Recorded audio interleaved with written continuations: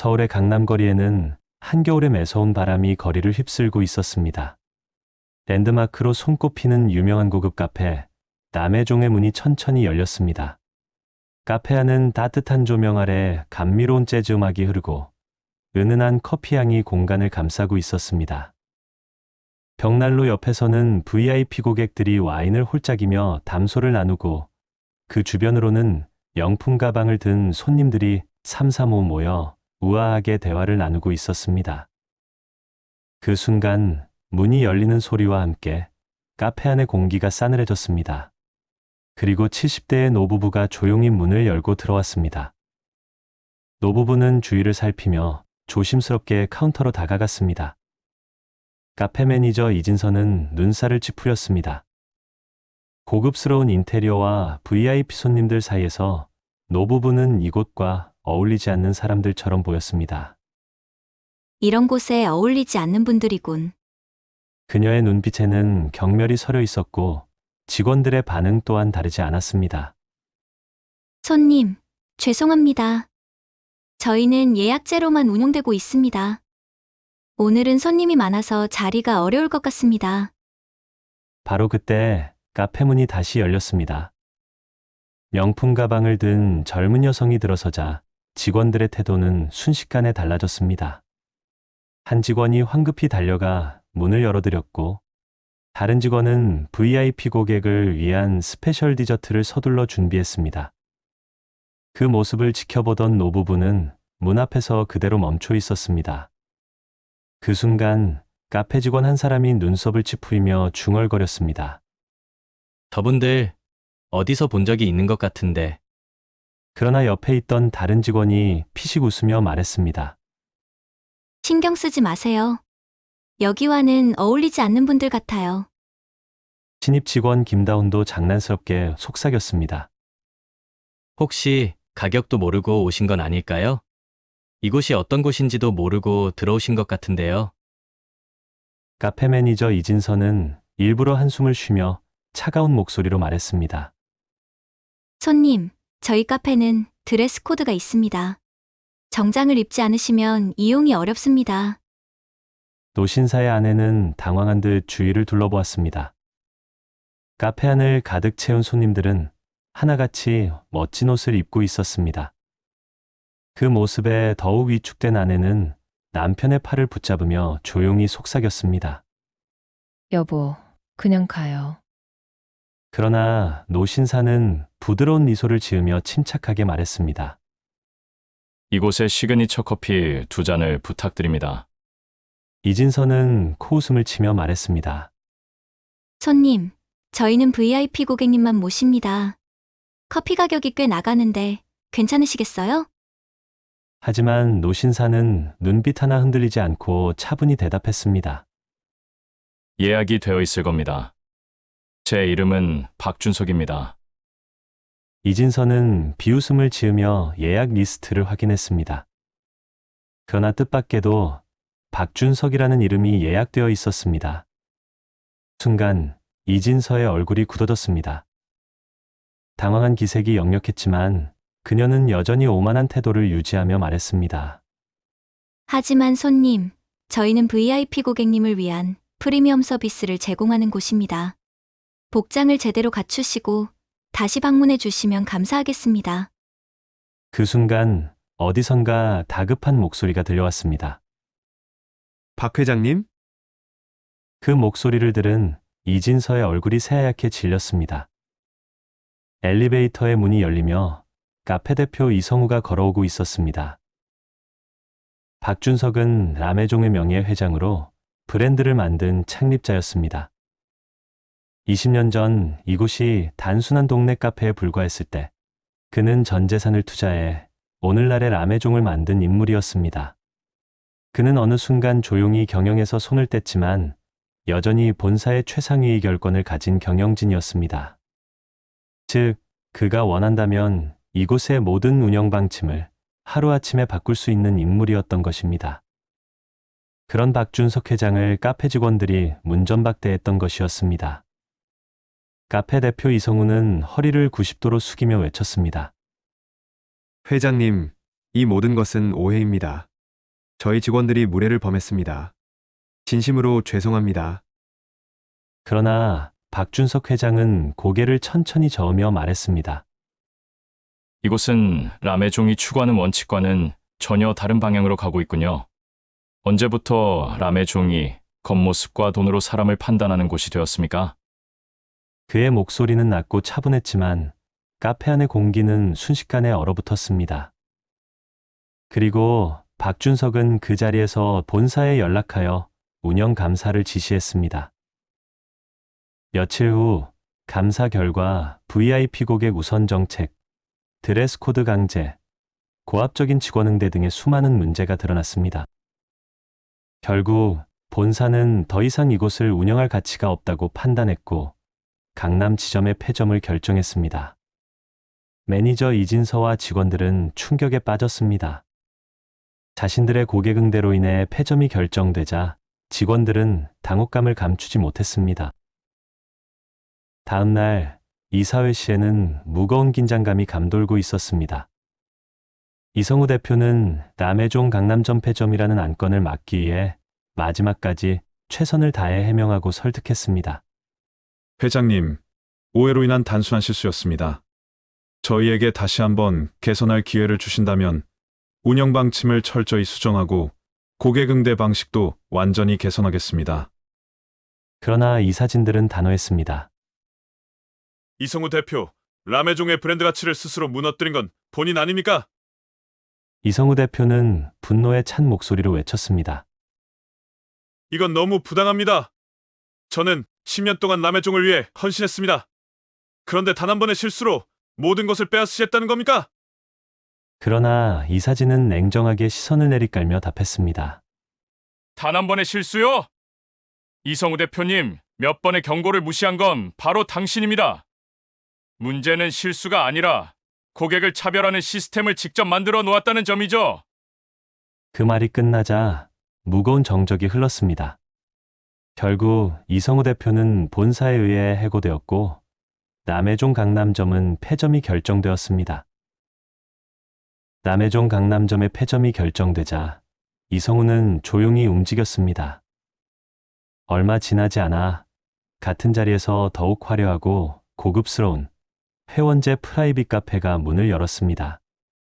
새로운 카페는 남해종조차 비교할 수 없을 만큼 웅장한 인테리어와 차별화된 서비스를 자랑했고 커피 한 잔의 가격이 무려 5만 원이었지만 오히려 재력가들의 관심은 더욱 뜨거웠습니다. 오픈과 동시에 회원권은 순식간에 완판되었고 입소문이 퍼지면서 예약 없이는 입장도 불가능할 만큼 인기가 치솟았습니다. 이성우의 새로운 카페는 단순한 커피숍이 아니었습니다. 이곳은 단순한 카페를 넘어 최상류층만이 즐길 수 있는 특별한 공간으로 자리 잡았습니다. 그리고 박준석 회장은 이성우의 카페 건물 맞은편에 누구나 편하게 방문할 수 있는 새로운 남해종을 직접 오픈했습니다. 이곳은 고급스럽지만 부담스럽지 않은 모던하면서도 따뜻한 분위기의 공간이었습니다. 이 소식을 들은 이성우는 긴장했습니다.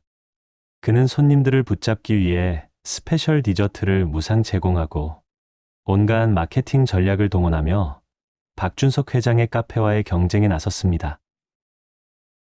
그러나 문제는 가격이었습니다. 회원권과 커피, 그리고 스페셜 디저트까지 포함하면 한 사람당 최소 7만 원에서 10만 원이 넘는 금액이었고 손님들의 기대도 그만큼 높아졌습니다. 하지만 이 기대감은 곧 불만으로 바뀌기 시작했습니다. 커피 한 잔에 10만 원이면 그만큼 대접을 받아야 하는 거 아니야? 여기 VIP 서비스라더니 분위기가 영 아니네. 커피 한 잔에 거액을 지불한 손님들 중 일부는 그 금액만큼의 특별한 대우를 요구하며 직원들을 괴롭히기 시작했습니다. 직원들은 최상의 서비스를 제공하기 위해 애썼지만 진상 고객들의 불평과 무리한 요구는 점점 더 심해졌습니다. 결국 클레임이 끊이질 않았고 카페의 분위기는 점점 무거워졌습니다. 또한 회원제 카페라는 이유로 일반 손님들은 문 앞에서 쫓겨나는 일이 다반사였습니다. 이런 일들이 반복되면서 사람들의 불만이 점점 쌓여갔고 카페에 대한 부정적인 이야기들이 끊이지 않았습니다. 손님을 무시한다, 직원들 태도가 건방지다, 차별이 너무 심하다는 좋지 않은 소문들이 삽시간에 퍼져나갔습니다. 그리고 가장 큰 위기가 찾아왔습니다. 프라이빗한 공간과 최고급 서비스를 기대했던 상류층 고객들이 점점 발길을 끊기 시작한 것입니다. 한때 특별한 운영 방식에 흥미를 느꼈던 고객들조차 시간이 지나자 과장된 명성과 비싼 가격만 남은 카페라는 인식을 갖게 되었습니다.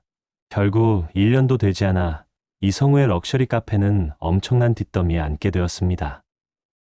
그와 반대로 박준석 회장의 카페는 정반대의 길을 걸었습니다. 그곳은 누구나 편하게 방문할 수 있는 공간이었고 커피의 맛과 서비스까지 완벽하다는 입소문이 퍼지며 손님들의 발길이 끊이지 않았습니다. 결국 이성우의 럭셔리 카페에서 비싼 돈을 내고 커피를 마시던 고객들조차 박준석 회장의 카페를 찾기 시작했습니다. 이제야 라메종 강남점은 진정한 의미에서 자리를 잡고 성공적으로 운영되기 시작한 것입니다. 그러나 이성우는 모든 것을 잃고 말았습니다. 궁지에 몰린 그는 결국 박준석 회장을 찾아가 도움을 요청했습니다. 회장님, 제발 도와주세요. 당장 빚을 갚지 못하면 카페가 경매에 넘어가서 헐값에 팔릴 상황입니다. 한때 자신만만하던 이성우는 이제 간절한 눈빛으로 손을 내밀고 있었습니다. 박준석 회장은 이성우의 간절한 요청을 외면하지 않았습니다. 하지만 아무 조건 없이 도와줄 생각도 없었습니다. 그는 이성우에게 가장 기본적인 서비스 교육부터 다시 시작할 것을 요구했습니다. 이성우는 선택의 여지가 없었습니다. 그는 울며 겨자 먹기로 계약서에 서명했고 그날부터 자신이 가장 싫어하던 서비스 정신을 직접 몸으로 배워야 했습니다. 그러나 이성우는 쉽게 적응하지 못했습니다. 서비스에 대한 철학이 자신과 맞지 않아 스트레스만 쌓여갔고 무엇보다 자신이 패배했다는 사실을 인정하는 것이 가장 힘들었습니다. 그 모습을 지켜보던 박준석 회장은 마지막 숙제를 내주었습니다. 한 달 동안 특별한 분들께 직접 커피를 대접해 보십시오. 단, 최소 10명에게 정성껏 커피를 내려야 합니다. 이성우는 못마땅한 표정으로 숙제를 시작했습니다. 형식적으로 인사를 건네고 커피도 성의 없이 내주며 그저 시간을 보내는 듯 했습니다. 그러던 어느 날, 한 여성이 조용히 카페로 들어섰습니다. 어딘가 낯익은 얼굴이었습니다. 혹시 얼마 전에 어머니와 함께 오셨던 분 아닌가요? 여성은 조용히 고개를 끄덕였습니다. 네, 엄마가 여기 커피를 참 좋아하셨어요. 엄마가 몸이 안 좋으셨지만 컨디션이 좋은 날이면 이곳에 모시고 오곤 했어요. 그런데 얼마 전에 갑작스럽게 돌아가셨어요. 그녀는 눈가를 붉히며 말을 이었습니다. 장례를 치르고 엄마 물건을 정리하던 중에 문득 생각이 나더라고요. 엄마가 마지막으로 드셨던 커피, 마지막으로 함께 외출했던 장소, 그 모든 순간을 떠올리고 싶었어요. 이성우는 그 자리에서 얼어붙었습니다. 그제야 자신이 팔던 것이 단순한 커피 한 잔이 아니라는 사실을 깨달았습니다. 그 커피 한 잔이 누군가에게는 소중한 추억이 될 수도 있다는 것을 처음으로 깨닫는 순간이었습니다.